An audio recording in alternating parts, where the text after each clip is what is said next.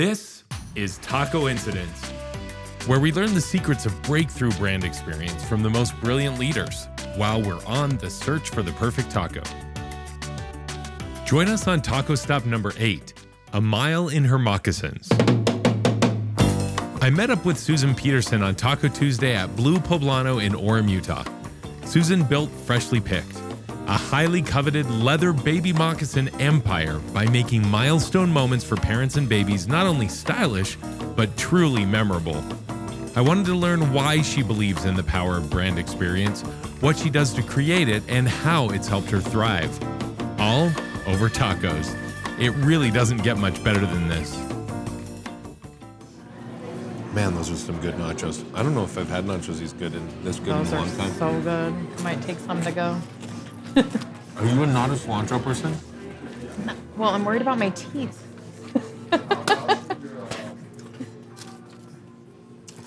Yeah. Well, but like some people, they think cilantro tastes like soap. Mm-hmm. Not you. Okay. It's like a gene. Not everyone has it. This is so good. Man, these guys do a really good job here. The chef's brilliant. His hog jowl taco, you've had that at Black Sheep? Mm-hmm. Oh. Okay, let's do this. I love the blue corn too. These are so good. Like I'm so excited to sit down and talk with you because I don't have my own babies yet, but I have watched the crazy phenomenon of people being absolutely losing their mind over your baby moccasins. Mm-hmm. I've seen it. Like we've done some giveaways together with churros, and you guys have been amazingly supportive of some of the charity events that we've done, Churros for Change and things, and people go insane. They like almost like knock down, drag, like I want those, moccasins. How awesome is that? Well, it's working. Exactly. You guys have been doing it for how it's been 9 years. This is our 10th year anniversary this year. Congratulations. Thank you. What are some of the things that you've found over the course of the year that have just been like key milestones in helping you? I mean, you've been on Shark Tank, which was a really big one. Yeah. I know that you've mentioned about another couple of really large milestones for you, but maybe just kind of take me back to where this all started. Like, how did you even baby moccasins? Yeah. I mean, did you? Yeah, so I grow up thinking I want to be a clothing tycoon. No. Especially like baby lifestyle. I would sketch a lot of stuff. Like I like to sketch like houses, or I like to sketch like clothes, but I did not have in my heart like, ooh, I'm going to design stuff and build stuff. Actually, I'm not a very good designer, which you don't have to be, right? To own a clothing company. I have a really good eye for it, and I have a really good eye for trend spotting, but I don't have a great eye for putting it together. Yeah, putting it together. Yeah. So when my son, when I had my daughter Hattie, so 12 years ago, Christian was in school, my husband was in school, and we were just really poor. And I thought, I'll be it doesn't even exist anymore, but at the time it was a medical transcriber, where you'd like listen to the doctor. Yeah, totally. And now I think they have transcribing tool or software or whatever. And I went to a semester of that at college. Cool. And I would rather dig my eyes out with a spoon than listen to people talk about medical stuff. Doesn't it sound terrible? Hey, I mean, I gotta hand it to you. You even tried. Right, I tried. I mean, you gave it the good old college try. It was not good. So, and then I had a friend who was like, I'm gonna make stuff and sell it online. And Etsy had just started, and I was like, I could do that. Like, I grew up, my mom sewed all our clothes. Okay. We weren't allowed to touch her machine, but I watched her sew everything, pants, dresses, shirts, jackets, everything. And so I convinced my mom to get me a sewing machine for my birthday. and I just started sewing on it. And I made like baby dresses and baby clothes and baby blankets and bags and all this stuff.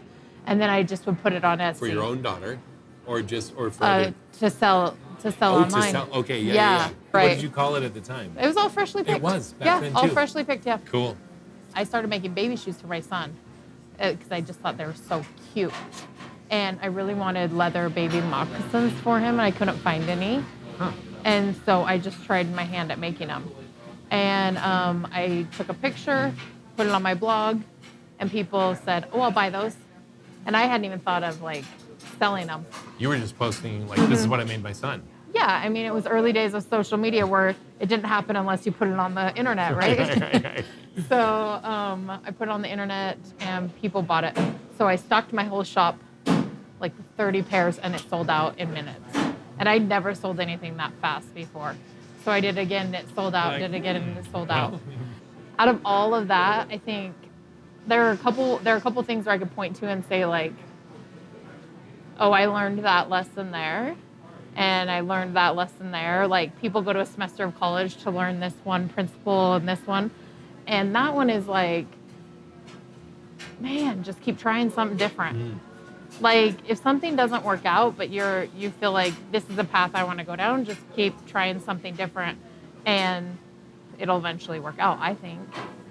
And Wow. it never looks like how you start out. I thought I was going to sell baby clothes online. Baby clothing, yeah. Yeah. And it feels similar, but it was a huge leap to start selling baby shoes. Yeah. I didn't know how to make baby shoes. I didn't know how to size baby shoes. I didn't know how to last baby shoes. I know a lot about shoe construction now, but at the time I didn't. And I'm all self-taught. Okay, so at what point did you decide that like these moccasins were, you sold out those first 30 pairs and then that's what you're going to be doing? Yeah. So I kept sewing and selling stuff besides the moccasins for about 3 more years. 3. Yeah, because moccasins are very expensive. Shoes are just expensive to make. Yeah. It's an expensive industry, and I needed to cash flow the business. So we kept doing bags. We did leather mouse pads at a time. And then we were making the moccasins, and we had just brought in a manufacturer. Yeah. We had brought on our first manufacturer. And I had like 30,000 followers on Instagram and decided like, hey, let's do a sell. We were still making everything to order then. So people order it, we'd make it, ship it out. And then we had a small like 200 piece PO or fulfillment order coming from our manufacturer. And we did a sell and within like hours had sold 2,000 pairs of moccasins that we like didn't have the leather for, they weren't made. I didn't know what to do. Yeah. And so I remember calling my friend and being like, hey, like just actually I was crying, I was sobbing. Oh, no. And telling her how hard it was. And she was just like, boo-hoo, it's so hard to be successful. Right. And this friend has always been like super straight with me. And actually she was on my board for a long time. And she just like walked me through it, like tough loved me through it. And it was kind of like a Kickstarter in a way. We were able to like make a lot of cash, get product out to people, and then bring on manufacturing full time because of that. And so it was definitely this inflection point where like we stopped making everything else after that because moccasins, there was a runway for us to just make moccasins. Yeah. As I look back at that, I think like, man, something I've been saying a lot to my team because we had a crazy year last year is systems break in speed and velocity. And so that was one of those moments where our system broke. And as an entrepreneur, it's scary because you think this is what I know. And if I walk through that door, then I either have to fail again in order to get where I'm going, and I'm going to fail a lot. And I just got done failing, and I was finally like having a lot of successes, right? And I don't know if I want to take that next step.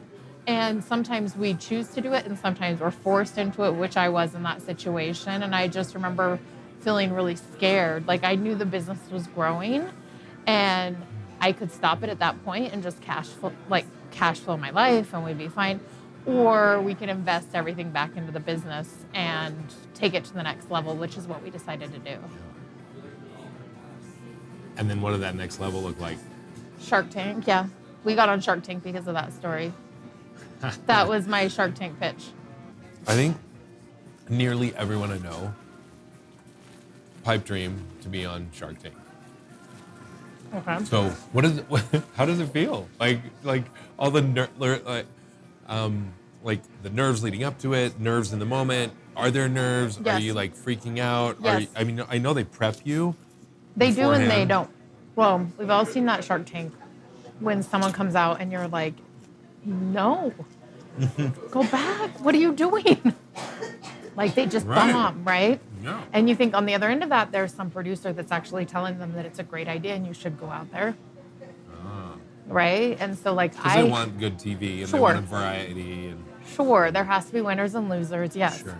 I understand how it's cast. And so I didn't at the time realize what I was sitting on. Like I thought my business was good. I thought we were doing something amazing. Looking back now, gosh, that was amazing. But I was this much convinced that they brought me there to fail. But I was willing to do it anyway because I was like, it's going to be great publicity, fail or succeed, right? Yeah. So it was very nerve-wracking. I was very scared. And like, I didn't know anyone that been on before. And now I can't watch the show because I have post-traumatic stress disorder from I didn't get anything. Oh man. Yeah, that's amazing. What a cool experience. Yeah, it was really, really awesome. And that was so that you'd classify that as like a really key milestone for you guys as far as like the national coverage and exposure was tremendous, Yes. right? So it's taken off. People like it. Why? What doesn't they love about Freshly Picked? Like what makes it something so desirable? It's actually not the fashion aspect of it. Okay. So what happens when you have a baby is you realize something that has been true your whole life, but you laugh at your mom when she says it, is that time is a thief. And you can't stop time, and time wins. And as a mom, I remember having these moments when my child was little and their chubby face, and you just, ugh, and thinking, I'll never forget this moment. And I can't remember what that moment is. And life just starts passing you so fast, and it feels like you're like holding onto their childhood like a snowball, and it's melting, and there's honestly nothing you can do about it. And it's terrifying, and it's sad, and it's beautiful, and it's wonderful. And what the moccasins do is they capture that time in your life.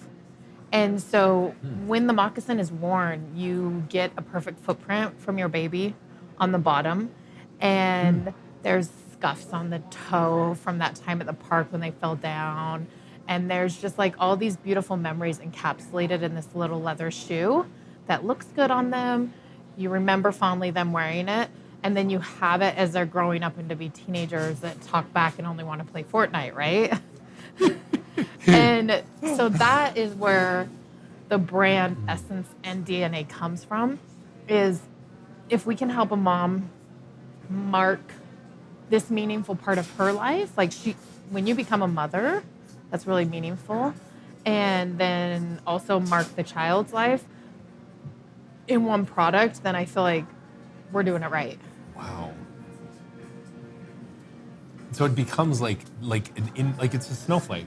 It's like something that's so personalized and perfect to each one of them once they wear it, and it's like Yeah. they're perfect. It becomes as much as you want it to mean, right? And I think for moms, there's something wonderful about dressing your baby cute and wanting them to be cute, but also like every mom holds on to certain things, and we hope that Freshly Picked is what you hold on to. So how do you communicate that like that heirloom nature of I mean it's really like something that you'd pass on, it's something that becomes part of your family history. How does that communicate? How do you guys communicate that in your brand, like in how you interact with your customers? All of our leather baby shoes are made here in Linden, Utah. And then as we're like the care and concern and that goes into each shoe is the same whether it's going to a big box retailer or whether it's going just direct to our consumer. And then the packaging. So there's a lot of care that goes into making each shoe and delivering it to the customer. As far as our branding goes, we like to tell within our social media and within whatever we're putting out, we always try to tell the customer's story. And a lot of it's a journey to and through motherhood. When you become a mom, there is like one day you're this person, you're Susan, just me, and the next day I'm Hattie's mom. Like you're a different person. Your title's different. Your priorities shift. Everything you do changes.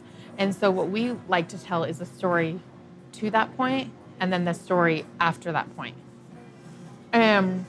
We focus on a lot like telling pregnancy stories and then telling first year stories and helping our product mark those times for moms. I would imagine that you guys connect so well with your moms, with your clients, with your customers. I imagine that you get like testimonials from them, stories, like you hear back from them. Like what are they saying? Like what are they saying about Freshly Picked and what impact you're having in their lives? It's a good question. Like we get a lot of testimonials. Like when a special needs mom has found our product and we're able to make her life better or easier, you know, because when you're caring for a sick child, you have so much you have to worry about. And if we at all can like alleviate any of that burden for our product and our brand, then those are my favorite stories. Yeah. So it's not just, I mean, yeah, you're like adding this level of joy, of delight, this memory, this keepsake that it's a really amazing perspective, you know, because a lot of people would, I think many, or maybe the majority of CEOs and business leaders, like look at their business as a money-making opportunity. Oh, I do. Which is great. Right. Yeah, definitely we do. Yeah. For sure. But you can tell that there's more to it there for you. Sure. I mean, I could go do any job, right? I've wanted for a long time and I want to continue to build a legacy product. And for me, that means that like my grandchildren are wearing Freshly Picked, but I'm not working at Freshly Picked. So in order to do that, you can't sacrifice brand for $1. Yeah. You know, you kind of have to take a slower approach to it. So how do you set that up internally? How do you infuse that idea of legacy, of like caring about creating this memory moment for mothers? Anyone can say, ooh, 50% off sale once a month, right? But what it does over time is that it kind of erodes your brand a little bit. And so making sure you're spacing your promos out, making sure that you're launching into a category, letting that category breathe and grow, and then making sure that we treat our customers with like white glove treatment. So we have a group of stay-at-home moms. We call them the Mom Squad. And there's about, I think, 12 to 14. I'm not sure on the exact number right now. But they do all of our customer service. So we have moms talking to moms. And we kind of have a Nordstrom philosophy, which is like the customer, we just want people to be happy. We want people to interact with our brand and feel like they're heard and they're taken care of. Yeah. And so you leave it to the moms to talk to the moms. And so there are people who are interacting with our product and use our product and then helping other people use it and interact with it. Yeah. I'm going for this good chip right here, Scotty. That's the mother load. How do you get the right people on your team to like have this same mentality? What does that mean? What does that look like for you? No one has that dialed in. And if they tell you they have it dialed in, they're liars. You do everything you can. You build your culture around values. You're mission-driven. You're purpose-driven. And then you swing and you're right 50% of the time, really. But what you will do if you build your culture around all that is you will weed out the wrong kind of person and you will keep the right kind of people. The more people you have that are good for you, like fit within that culture, the more you'll attract people like that. But I mean, I talk to people who run companies with like 400 or 500 people in them, and they say the same thing. Like, you just can't. Hiring's just really hard. Yeah. How many moccasins have you sold? Pairs. Oh. Since you started. Do you even know? Like, have you? What would that be? Are we talking millions? Oh yeah. Millions. Probably, yeah. And on the feet of babies from like the Kardashians to Jessica Alba. Sure. Yeah. Since you brought it up though, Yeah. I do hope that like the mom who is buying one pair a year and is saving up to do that gets the same feeling of love and concern and care for her that like a Kim Kardashian does, who can afford whatever, you know? So I hope across the board people feel is taken care of. And so feel like a VIP, really, right? Sure, I mean, yeah. Yeah. If you're talking to Freshly Picked, we're talking back to you. We are proactive about problems. We want everyone to feel like a valued customer. And we want everyone to feel like what your experience is valid and this is a special time in your life. We want to be there to support you through it. And so what does that look like as you scale? I mean, you guys are you have had really tremendous growth over the past years. Yeah. What does that look like as you scale, and how do you still maintain that personal level of Well, yeah, I mean, like the Mom Squad program just flexes up and down. At times we've had 20 members on there, and at times, like now it's kind of scant because we're in a slower period of time. But yeah, that's an easy model to flex up and down. And then our product. So the Mom Squad's really core to that, like white glove. Yes, Mom Squad. I get you. The Mom Squad is the secret to our success. One of them. You don't give away all your secrets, right? Yeah, one of the secrets, because I think it's really cool that like moms are helping moms. Yeah. You know, instead of like some call center in Virginia or wherever. Where are call centers? Rexburg. That's where call centers are. So instead of like some call center in Rexburg, we have, you know, the mom who, our Mom Squad members are routinely having babies and outfitting their kids, and like they're in the trenches. Yeah, they're living what our customers are, and so if anyone understands them, they do. And I think like if someone comes to you frustrated, they just want to be heard, they want to be seen, they want to feel validated, and so that's what our team tries to do. Yeah. Mom Squad. I like envision these like they're wearing like some sort of T-shirt with an emblem, like cape. For sure. You know, the wind's blowing, right? Yeah, exactly. Yeah, no, they're definitely they're amazing. That's so awesome. How do you find the right moms? Because mostly now it's word of mouth. Okay. Yeah. So like, hey, I'm on the Mom Squad. Is it like the secret club? Yeah, right. So the manager Brianna, she has a really good screening process that she puts everyone through. It's like actually, I tried to apply just to see the application process. Did you make it? No.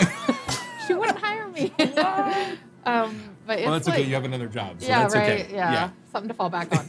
So it's a pretty in-depth process, and she really gets to know people before they work for her. Yeah. Wow. Well, that's cool. It's good to know that the Mom Squad is like They're there top for of the them. line. Yeah. Have you noticed that you clearly have a level of attention to detail. You're like solutions and results driven. You care deeply about your customers and your team. And I mean, those are all the key components to a thriving business. Yeah. Are there other things that you would say have really helped you guys thrive? Yeah, I mean, I think this last year, what I've really learned a principle around resiliency. And I think like, I don't give up, mostly because I don't notice when I'm in trouble. But I think like there were a couple times this year when it was pretty scary. Like we definitely really pulled through in 2018. And for me, what it looks like is you show up every day and you put in the work, and you're going to get results or you're not, doesn't matter, but you show up the next day and you put in the work. And keep at it. Yeah. And I don't blame people who quit. It's hard. Like being an entrepreneur is hard. It's lonely. It's mud in your face all the time. it's very vulnerable and really uncomfortable. And so, I mean, look, I wanted to quit a couple times, but I just kept getting up and going to work and being there and showing up, and it works out. And so I think what you work on building becomes something, and if you just leave it, sometimes it'll fall. So, does that answer your question? Yeah. I mean, it's resiliency and just like the persistence to keep going. Yeah. Especially, I mean, it's tough. It is. It can be really discouraging at times. Yeah. It's heavy. It Yeah. can be. Yeah. Absolutely. You clearly have been able to differentiate yourself from other and set yourself up apart from other baby lifestyle clothing providers, Yeah. accessories, Yeah. because of the connection that you make with these moms and the quality of product that you have, Yeah. and how desirable it is. Why don't you think more business leaders figure out that sweet mix of like quality with this white glove, empathetic, I'm like memory building, meaningful Yeah. nature? Why don't more entrepreneurs or business people, business leaders understand that element of the importance of, it's not just create a great product. If you build it, they will come, sort of thing. But there's additional effort to create a meaningful experience for them. I'm just wondering what your thoughts are, because we live in a world where there's just a lot of just transactions, like products, and nothing's like, or very little is exceptional. And so when we do get exceptional, like when the mom squad, and when I can call my mom squad and get like the answers to my questions, or feel heard or seen or understood, it stands out, because everything else we deal with is like mediocre or terrible. Yeah. From a customer experience perspective. Yeah. Yeah, I don't know why other people don't do it. I know for me, for Freshly Picked, we definitely want to be memorable. And we want people to remember, we want people to tell their friends. And so it needs to be like a 360-degree experience. I think a lot of people try, and I think what happens is you have to pick so many times. You have to pick, do we spring for expensive packaging, or do we spring for this other thing? And you really can't do it all.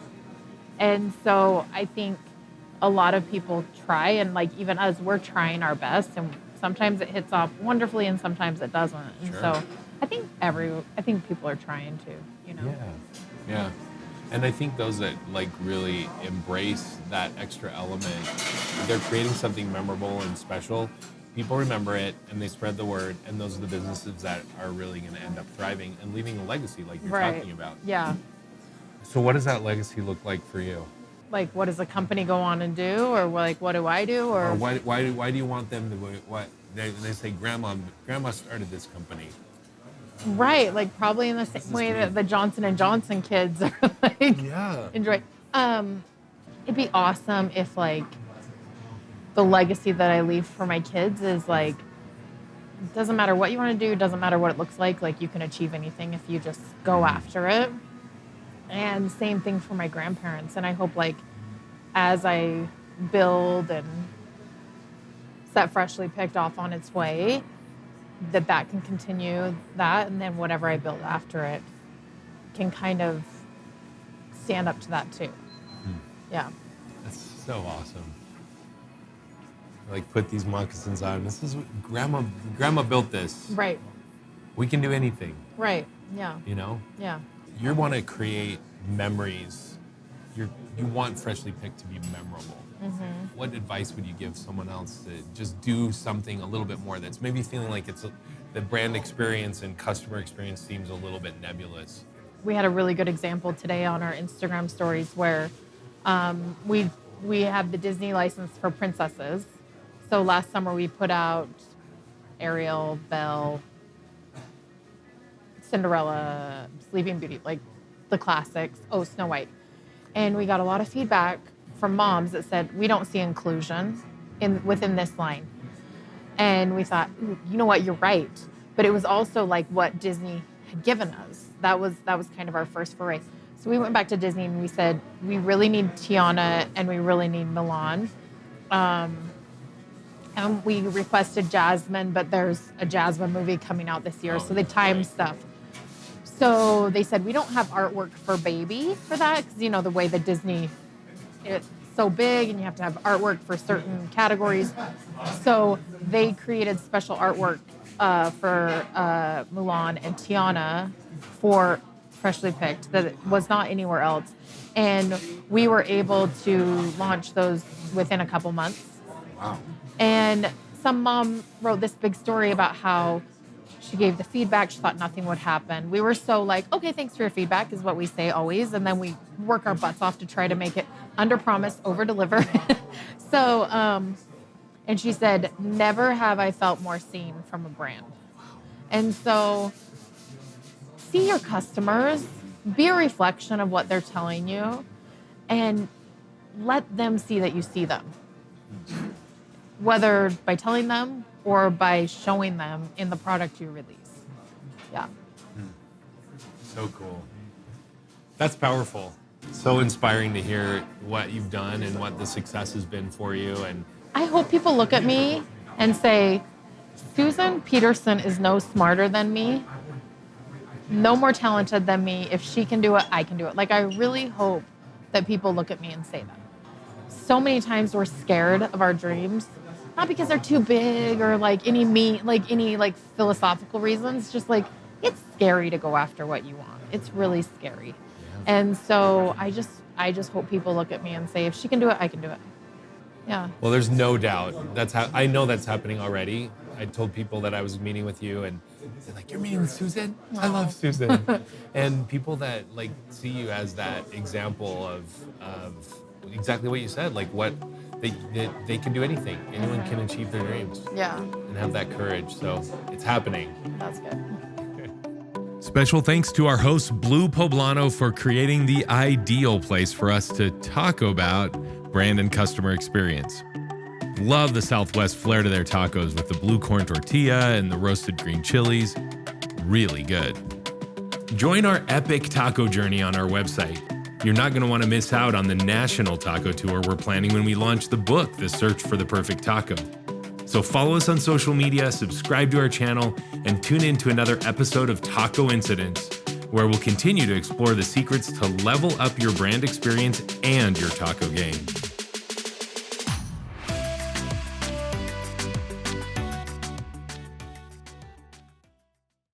Okay, just throwing this in here.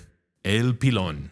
I'm excited to see these freshly picked moccasins on your grandbaby someday. Yeah, it'll be great. We should do a conversation with them. How far away is that from now? I'm only like 20, Scott. So. Right, no, I'm talking about your daughter. So she's 12. Okay, so we have at least 20 years. Okay. Yeah. At least, before she can start dating. Okay. Right. Yeah. So we'll just revisit this conversation in several decades down the road. Yeah, we'll put a pin in it. Yes. Yeah. Oh man, I love it.